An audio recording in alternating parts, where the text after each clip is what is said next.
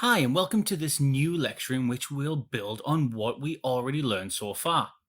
So here in this Elementor header and footer builder, as you can see, we have logos, page title, copyright. This is why WordPress is so useful, because if we do the same thing by coding our site from scratch, we will face a lot of issues and it will be extremely time consuming. Then you have to install a plugin called Elementor Header and Footer Builder. Let me copy this and show you.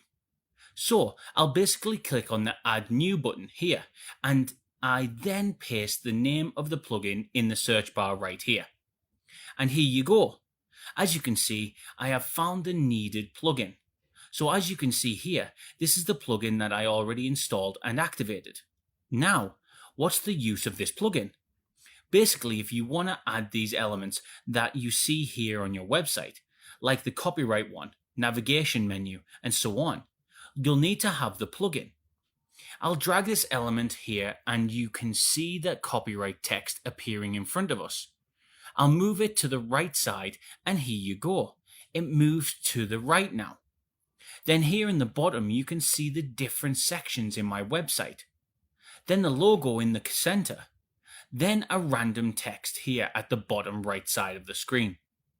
We can't remove this from here since we don't have any option to customize it. So, in order to make changes to it, I'll go to my dashboard, click on Appearance, then Customize. And here we can edit the website by using the WordPress editor. I'll go to Footer Builder. Do you see the footer menu here? I'll remove it.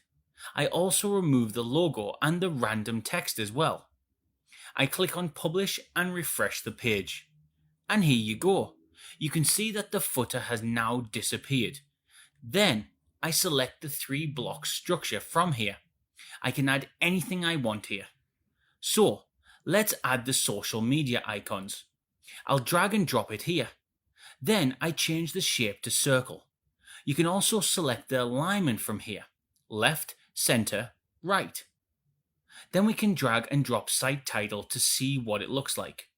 We can also add the logo there to see what it looks like. It's possible to put a custom image instead as well. Next, here, if we drag and drop the copyright feature, then this is what it looks like. I'll choose alignment center and this is how it looks like. Okay, so I save it now by clicking on the green button down there. I refresh the website. I scroll down. And you can see that this has completely changed. You can also adjust the size. Okay, so I'm showing you all of this because most of the time, students don't know how to remove the footer. Alright, so you can remove the header and edit it as well if you want. I'll go back, and you can see the Elementor header and footer in the Appearance section. You can easily add the header and footer from here. So yeah, this is how we can use this plugin. Now, I told you about everything in detail when it comes to website creation. You really don't need to code your website. Everything can be done with WordPress so easily. Okay, so if we want to change the background, we can do that by changing the image in the style section. You can set the alignment and change the title as I've mentioned before. Here you can select multiple grids for your structure. Okay, so one last thing, take a look at this. You can see that our website is also responsive. This is the desktop view, this is the tablet view, and this is the mobile view. The websites seem to work very smoothly on each one of them. Alright, so that was it for this lecture. We mainly learned about the Elementor footer and header builder. I hope everything was clear.